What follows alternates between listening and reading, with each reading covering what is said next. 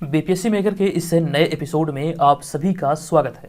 आज के इस वीडियो में 16 सितंबर 2022 से संबंधित बिहार करंट अफेयर्स और साथ ही राष्ट्रीय और अंतर्राष्ट्रीय घटनाओं से करंट अफेयर्स के जितने भी प्रश्न बनेंगे, संबंधित सारी जानकारी आपको विस्तार पूर्वक दिया जाएगा। आपको पुनः जानकारी दे दूं कि इस श्रृंखला के सारे वीडियो आपके सभी जो खास करके बिहार में आयोजित होने वाली परीक्षा हैं, ऐसे परीक्षाओं के दृष्टिकोण से बहुत बहुत इंपॉर्टेंट है। तो रेगुलर बेसिस पर आप यहाँ पर अपनी तैयारी को बरकरार रख सकते हैं। अब यहाँ पर हम आ चुके हैं पिछले वीडियो के प्रश्न पे। ये प्रश्न आपसे पिछले वीडियो में पूछा गया था। ये प्रश्न था कि निम्नलिखित में से किसे हाल ही में औपचारिक रूप से ब्रिटेन का नया सम्राट घोषित किया गया है। कंप्लीट जानकारी यहाँ से हमने आपको दिया था और आपको बताया था अभी हाल ही में चार्ल्स तृतीय, यानी कि ऑप्शन नंबर बी यहाँ पर इस प्रश्न का राइट आंसर होगा। चार्ल्स तृतीय को ब्रिटेन का नया सम्राट घोषित किया गया है। आज के भी वीडियो में हम यहाँ पर जो डिजिटल पेन है उसे अवॉइड करेंगे, क्योंकि वो पेन में थोड़ी सी टेक्निकल प्रॉब्लम आ गई है, जिस वजह से हम यहाँ पर आपको पेन के माध्यम से आज नहीं पढ़ाने वाले हैं। ठीक है, बस आज भर आप लोग किसी तरह एडजस्ट कीजिए। मैं कोशिश कर रहा हूँ कि जल्द से जल्द यहाँ पर पेन वाले भी सुविधा लाई जाए। अब यहाँ पर हम चलेंगे आज के इस वीडियो के पहले प्रश्न पे, लेकिन उससे पहले आपको जानकारी दे दूं कि हमारे जितने भी स्टडी मटेरियल और नोट वगैरह हैं सभी आपको बीपीएससी मेकर ऐप पर मिल जाएगा। एप्लीकेशन को डाउनलोड कीजिए, वहीं पर आपको सारा कंटेंट एक साथ मिल जाएगा। चलिए अब यहाँ पर हम आ चुके हैं आज की इस वीडियो के पहले प्रश्न पे। तो आज की इस वीडियो का हमारा पहला प्रश्न है कि हाल ही में कृषि विज्ञान केंद्र मुंगेर में वैज्ञानिक सलाहकार समिति की कौन सी बैठक आयोजित की गई है। बिहार करंट अफेयर्स के दृष्टिकोण से इंपॉर्टेंट प्रश्न है और इस प्रश्न का हमारा राइट आंसर होगा अभी हाल ही में इसकी 21वीं, यानी कि ऑप्शन नंबर बी यहाँ पर इस प्रश्न का राइट आंसर है। 21वीं बैठक अभी हाल ही में आयोजित हुआ है और इसके तहत हमारा पहला पॉइंट है कि इस वर्ष सितंबर 2022 में कृषि विज्ञान केंद्र मुंगेर में वैज्ञानिक सलाहकार समिति की 21वीं बैठक आयोजित की गई और इस बैठक की अध्यक्षता बिहार कृषि विश्वविद्यालय सबौर के प्रसार शिक्षा निदेशक डॉक्टर आर.एन. सिंह द्वारा किया गया। अब यहाँ पर देखिए चर्चा हो रही है कृषि के बारे में, तो कृषि से संबंधित कुछ ऐसे पॉइंट है जहाँ से आपके एग्जाम में प्रश्न बनेंगे। तो हमारा पहला पॉइंट है कि भारत का पहला कृषि विश्वविद्यालय पंतनगर में स्थापित किया गया था। अब यहाँ पे देखिए हमने राज्य को इंडिकेट नहीं किया है कि पंतनगर किस राज्य से संबंधित है। आप लोग कमेंट करके मुझे बताइएगा कि भारत का जो पहला कृषि विश्वविद्यालय पंतनगर में स्थापित किया गया था ये किस राज्य से संबंधित है या फिर किस राज्य में अवस्थित है। अब यहाँ पर इसी से संबंधित हमारा अगला पॉइंट है कि इसका उद्घाटन भारत के पहले व तत्कालीन प्रधानमंत्री जवाहरलाल नेहरू ने 17 नवंबर 1960 को किया था, यानी कि इसका जो उद्घाटन हुआ था ये पंडित जवाहरलाल नेहरू के द्वारा 17 नवंबर 1960 को किया गया था। और इस साथ साथ बिहार के दृष्टिकोण से देखें तो बिहार कृषि विश्वविद्यालय सबौर की जो स्थापना हुई थी ये 5 अगस्त 1910 को हुआ था। ये सारी बातों को आपको ध्यान रखना है, हो सकता है यहाँ से आपके एग्जाम में प्रश्न बने। चलिए अब यहाँ पर हम चलेंगे अगले दूसरे प्रश्न पे। हमारा दूसरा प्रश्न है कि बार काउंसिल ऑफ इंडिया द्वारा राष्ट्रीय स्तर पर विचार गोष्ठी समारोह पटना के बापू सभागार में कब आयोजित किया जाएगा। यहाँ पर प्रश्नवाचक चिन्ह होना चाहिए था, यानी कि क्वेश्चन मार्क होना चाहिए था। प्रश्न आपसे पूछा गया कि बार काउंसिल ऑफ इंडिया द्वारा राष्ट्रीय स्तर पर विचार गोष्ठी समारोह पटना के बापू सभागार में कब आयोजित किया जाएगा। तो ऐसे में इस प्रश्न का हमारा राइट आंसर है ऑप्शन नंबर बी, या ऑप्शन नंबर बी नहीं बल्कि ऑप्शन नंबर सी, यानी कि 24 सितंबर को ये आयोजित किया जाएगा। और इसके तहत हमारा पहला पॉइंट है कि बार काउंसिल ऑफ इंडिया द्वारा पटना के बापू सभागार में 24 सितंबर 2022 को राष्ट्रीय स्तर पर कार्यक्रम का आयोजन किया जाएगा। और इस कार्यक्रम की बात करें, यानी कि इस समारोह की बात करें, तो इस समारोह में देश के यानी कि पूरे भारत के अधिवक्ता शामिल होने वाले हैं। और इस कार्यक्रम का जो उद्घाटन होगा ये भारत के जो चीफ जस्टिस हैं यू ललित, इनके द्वारा इसका उद्घाटन किया जाएगा। और साथ साथ यहाँ से एक पॉइंट ये भी ध्यान रखेंगे, केंद्रीय कानून मंत्री किरण रिजिजू कार्यक्रम के मुख्य अतिथि होंगे। हमारे यहाँ पर अगला पॉइंट है कि इसके अलावा सुप्रीम कोर्ट के जज व भारत के सॉलिसिटर जनरल तुषार मेहता समेत प्रत्येक राज्य के बार काउंसिल से लगभग 15 प्रतिनिधि कार्यक्रम में शिरकत करेंगे। कहने का तात्पर्य यहाँ पर यह है कि सुप्रीम कोर्ट के मुख्य न्यायाधीश यू ललित यानी कि उदय उमेश ललित के द्वारा इसका उद्घाटन होगा। और इस समारोह की बात करें तो इसमें मुख्य अतिथि के तौर पर किरण रिजिजू होंगे और इसके अलावा सुप्रीम कोर्ट के जो अन्य जज होंगे और भारत के सॉलिसिटर जनरल तुषार मेहता समेत प्रत्येक राज्य के बार काउंसिल से लगभग 15 प्रतिनिधि इसमें पार्टिसिपेट करने वाले हैं। जो एक प्रकार से विचार गोष्ठी समारोह है ये पटना के बापू सभागार में ये आयोजित किया जाएगा 24 सितंबर को। आप यहाँ पर बापू सभागार को इस इमेज में भी देख सकते हैं। चलिए अब यहाँ पर हम बढ़ेंगे अगले तीसरे प्रश्न पे। ये तीसरा प्रश्न है कि हाल ही में 14 सितंबर 2022 को सुप्रीम कोर्ट ने भारतीय क्रिकेट कंट्रोल बोर्ड यानी कि बीसीसीआई के कूलिंग ऑफ पीरियड में बदलाव को मंजूरी दी थी। और इसके तहत अब कोई पदाधिकारी बीसीसीआई में लगातार कितने वर्ष तक पद से सेवा दे सकते हैं। इंपॉर्टेंट प्रश्न है, इसे इंपॉर्टेंट प्रश्नों की श्रेणी में आपको रखना है। तो इस प्रश्न का हमारा राइट आंसर होगा यहाँ पर ऑप्शन नंबर सी, यानी कि 6 साल तक अपनी सेवा दे सकते हैं। और इसके तहत हमारा पहला पॉइंट है कि बीसीसीआई ने वर्ष 2019 में अपने संविधान में कूलिंग ऑफ पीरियड के नियम में बदलाव समेत कई संशोधनों के लिए सुप्रीम कोर्ट में अपील की थी। और इसको लेकर अभी हाल ही में जो बातें निकल कर सामने आई है, लगभग 3 वर्ष का समय लगा 2019 से 2022 तक का। और इसके तहत अब पदाधिकारी यानी कि बीसीसीआई में जिनकी भी नियुक्ति होगी, जो भी पदाधिकारी रैंक के यानी कि वहाँ पर कर्मी होंगे, तो लगातार 6 वर्ष तक वो अपनी सेवा दे सकेंगे। यहाँ पर ये बातें आपको ध्यान रखना है। अब अगले पॉइंट में बात करें बीसीसीआई की, तो वर्तमान में बीसीसीआई अर्थात भारतीय क्रिकेट कंट्रोल बोर्ड के अध्यक्ष हैं सौरव गंगुली और सचिव हैं जय शाह। इंपॉर्टेंट है, यहाँ से प्रश्न बनने की प्रबल संभावना है। हमारा अगला पॉइंट यहाँ पर यह है कि बीसीसीआई में भ्रष्टाचार के मामलों के बाद सुप्रीम कोर्ट द्वारा नियुक्त लोढ़ा समिति ने बोर्ड का नया संविधान तैयार किया था। इसी संविधान को लेकर के 2019 में ये कूलिंग ऑफ पीरियड के नियम में बदलाव करने के लिए सुप्रीम कोर्ट में एक कह सकते हैं अपील दायर की गई थी। ये सारी बातें यहाँ पर इनसे संबंधित है। अब यहाँ पर देखिए चर्चा हो रही है क्रिकेट की, तो क्रिकेट के बारे में कई सारी जानकारी है। जैसे अभी हाल ही में आपको ध्यान रखना है कि एशिया कप संपन्न हुआ। एशिया कप से आपके एग्जाम में प्रश्न बन सकते हैं।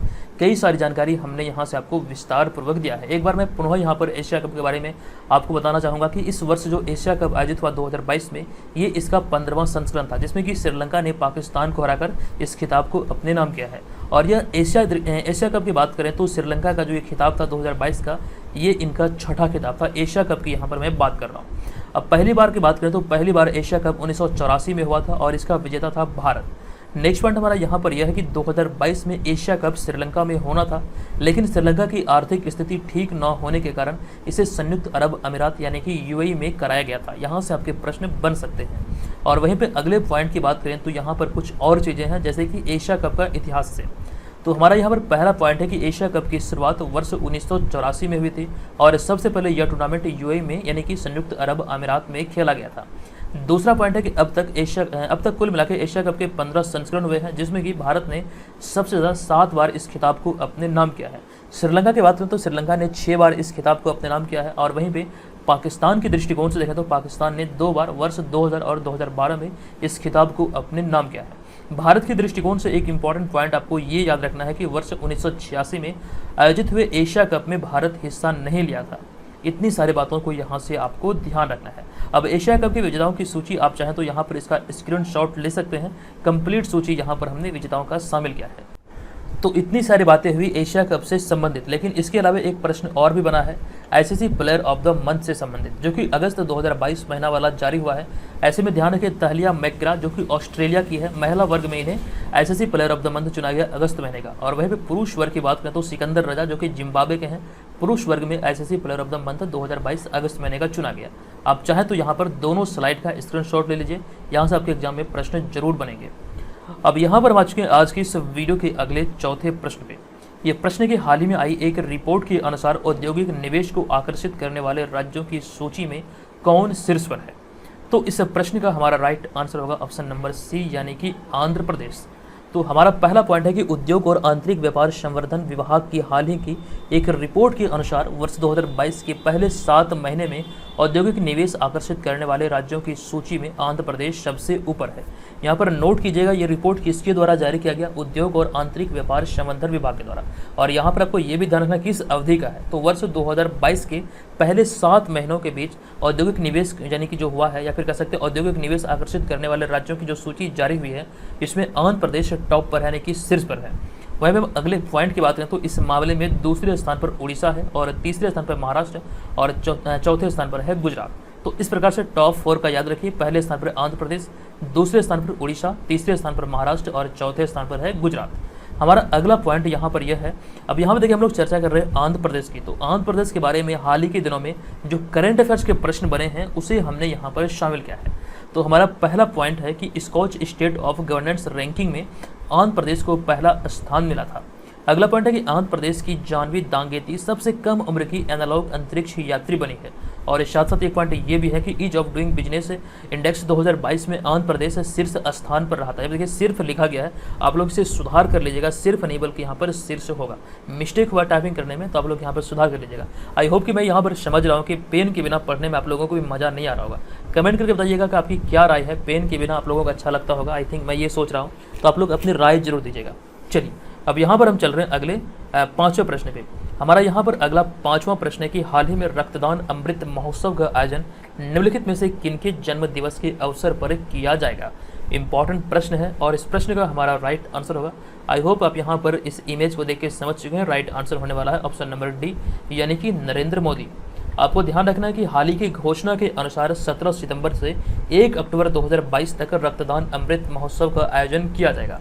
इसका उद्देश्य एक दिन में 1 लाख यूनिट ब्लड इकट्ठा करना है। इसी उद्देश्य को लेकर के इसकी शुरुआत की जा रही है 17 सितंबर से, जो कि यहाँ से आपको ये ध्यान रखना है कि इसकी जो शुरुआत हुई है प्रधानमंत्री नरेंद्र मोदी के जन्मदिन पर किया जाएगा। और यहाँ पर रजिस्ट्रेशन प्रक्रिया की बात करें तो आरोग्य सेतु ऐप के जरिए ये रजिस्ट्रेशन प्रक्रिया इसमें किया जा सकता है 17 सितंबर के बाद से।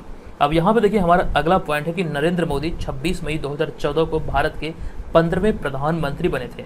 अगला पॉइंट है कि हालांकि वर्तमान में उनका दूसरा कार्यकाल है यह, जो कि 26 मई 2022 को बतौर प्रधानमंत्री उन्होंने 8 साल अपने कार्यकाल का पूरा किया है। इसी वर्ष 2022 में 26 मई को इन्होंने 8 साल पूरा किया था। तो यहाँ से भी प्रश्न बन सकते हैं एग्जाम में। हालांकि इनके बारे में कुछ और भी चीज़ें हैं जो कि हमने यहाँ पर सम्मिलित किया है। इनका पूरा नाम है नरेंद्र दामोदर दास मोदी। जन्म इनका हुआ था 17 सितंबर 1950 को वडनवार गुजरात में। 26 मई 2014 से अब तक लगातार दूसरी बार वे भारत के प्रधानमंत्री बने हैं। वाराणसी से लोकसभा संसद में चुने गए और साथ ही साथ वे भारत के प्रधानमंत्री पद पर आसीन होने वाले स्वतंत्र भारत में जन्मे प्रथम व्यक्ति। बहुत इंपॉर्टेंट पॉइंट है, इसे नोट कीजिएगा। इससे पहले वे 7 अक्टूबर 2001 से 22 मई 2014 तक गुजरात के मुख्यमंत्री थे। ठीक है, ये यहाँ से आपको ध्यान रखना है। अगला पॉइंट हमारा यहाँ पर यह है कि मोदी भारतीय जनता पार्टी अर्थात भाजपा और राष्ट्रीय स्वयंसेवक संघ के अध्यक्ष या फिर कह सकते हैं सदस्य हैं। अध्यक्ष नहीं बल्कि सदस्य हैं। यहाँ से ये आपको यहाँ से ध्यान रखना है। चलिए हम चलेंगे अगले प्रश्न पे, लेकिन उससे पहले एक पॉइंट ये भी ध्यान रखना है कि इनके नाम कुछ और भी उपलब्धियां दर्ज है जो कि विभिन्न संस्था और देश के द्वारा इन्हें दिया गया है। तो ये कंप्लीट सूची है, आप चाहें तो यहाँ से इसका स्क्रीनशॉट ले लीजिए, क्योंकि यहाँ से हमने देखा कि कई बार आपके एग्जाम में प्रश्न बने हैं। तो आई होप कि आप यहाँ पर इन सारी बातों को ध्यान रखेंगे। मैं यहाँ पर आज इसे स्किप कर रहा हूँ, चल रहे हैं अगले प्रश्न पे। अगला हमारा छठा प्रश्न है कि निम्नलिखित में से किनके द्वारा हाल ही में स्वस्थ सबल भारत सम्मेलन का उद्घाटन किया गया। तो वर्तमान में मनसुख मंडाविया जो कि स्वास्थ्य मंत्री हैं, इनके द्वारा भी हाल ही में इसका उद्घाटन किया गया है।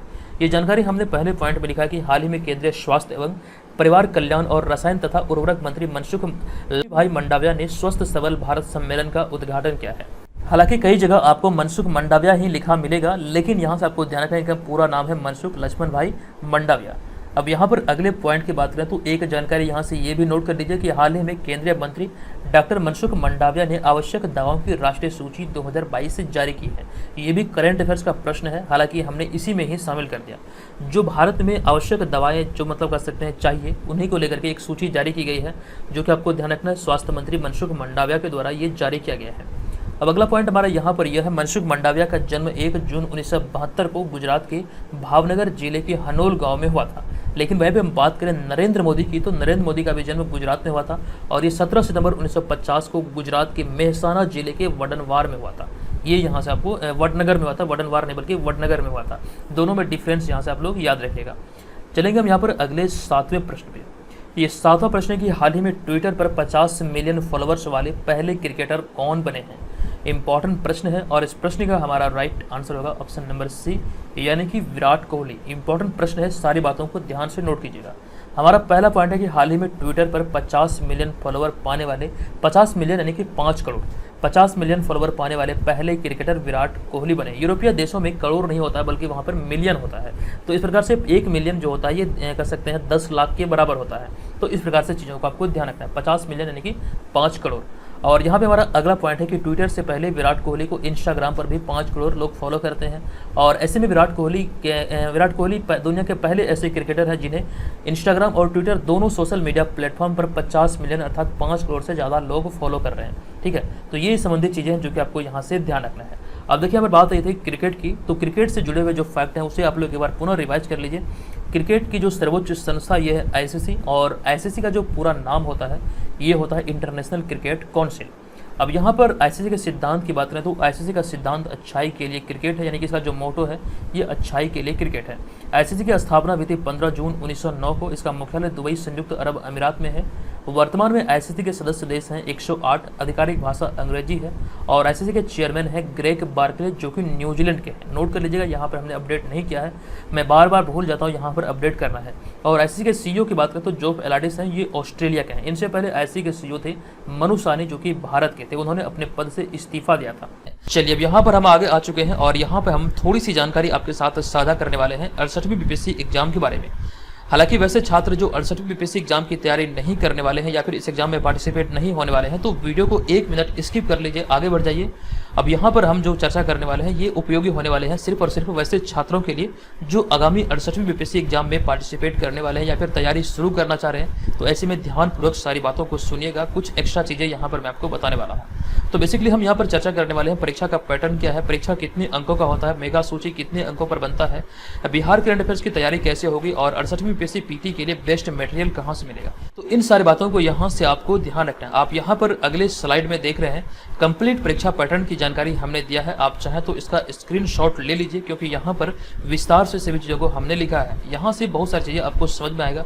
बात करें यहाँ पर हम प्रारंभिक परीक्षा की तो ये आपका 150 अंकों का होता है। हालांकि एग्जाम 3 चरणों में आयोजित होता है जिसमें कि 2 जो चरण होता है मुख्य परीक्षा और इंटरव्यू, इसी के अंकों के आधार पर यानी कि इसी 1020 अंकों के आधार पर आपका मेरिट सूची में नाम आता है। और बात करें यहाँ पर हम सामान्य हिंदी की तो ये एक क्वालिफाइंग पेपर है जो कि आपको क्वालिफाई करना अनिवार्य होता है। तो ये सारी बातें हमने आपको पहले भी विस्तार से बताया है, लेकिन यहाँ पर हम चर्चा करने वाले 68वीं बीपीएससी एग्जाम के बारे में जो कि बीपीएससी मेकर ऐप पर लॉन्च होने वाला है। तो इसके तहत आपको सिलेबस का पूरा नोट्स मिलने वाला है जो कि पीडीएफ फॉर्मेट में आपको मिलेगा। आप यहाँ पर सभी चीज़ों को देख सकते हैं और ये सारा का सारा प्री स्टडी मटेरियल होगा जो कि आपको एप्लीकेशन पर उपलब्ध कराए जाएंगे। यहाँ पर आपके पास 2 पैकेज ऑप्शन है। अगर आप यहाँ पर इस कोर्स में एडमिशन लेते हैं या फिर रजिस्ट्रेशन करते हैं बीपीएससी के 67 प्रीलिम्स एग्जाम से पहले तो आपको केवल और केवल ये 499 रुपये में उपलब्ध होगा। जो यहाँ पर आपको छूट मिलने वाला है आप यहाँ पर स्क्रीन पर देख सकते हैं। हालांकि अगर आप 67 बीपीएससी प्रीलिम्स एग्जाम के बाद ज्वाइन करेंगे तो इसका फी हो जाएगा 799 रुपया। तो प्री रजिस्ट्रेशन या फिर प्री एडमिशन प्रक्रिया है जो कि आपको बीपीएससी मेकर ऐप के थ्रू पूरा करना है। एग्जाम के बाद ये क्लासेज आपके स्टार्ट हो जाएंगे, वहाँ पर स्टडी मटेरियल आपको मिलने लगेगा। तो ये सारी बातें यहाँ से आपको ध्यान रखना है। हालांकि इसमें टेस्ट सीरीज भी आपका इंक्लूड होगा आपके एग्जाम के लिए। किसी भी एग्जाम के लिए टेस्ट सीरीज का एक अहम रोल होता है, टेस्ट सीरीज को भी हमने इसमें शामिल किया है। मिनिमम 50 प्रैक्टिस सेट यहाँ पर आपको मिलेंगे फुल लेंथ। और सेक्शनल टेस्ट की बात करें तो मिनिमम 100 सेक्शनल टेस्ट यहाँ पर आपको मिलने वाले हैं। सभी के सभी आपका ऑनलाइन होगा और ये हिंदी भाषा में उपलब्ध होगा। इस कोर्स से रिलेटेड कोई भी जानकारी आपको चाहे तो आप यहाँ पर हमें कॉल कर सकते हैं, हमारे ईमेल आईडी पर हमसे संपर्क कर सकते हैं। तो ये रजिस्ट्रेशन या फिर एडमिशन प्रक्रिया स्टार्ट है। आप जल्दी से अपनी तैयारी को स्टार्ट कर दीजिए क्योंकि आपके पास एक सुनहरा अवसर है। आयोग की तरफ से जो दिशा निर्देश निकलकर सामने आया है कि इस एग्जाम का जो नोटिफिकेशन है ये अक्टूबर 2022 में आ रहा है। तो ऐसे में स्थिति को मान के चलिए और जल्दी से जल्दी अपना प्रिपरेशन को स्टार्ट कीजिए। नेक्स्ट चलेंगे हम यहाँ पर।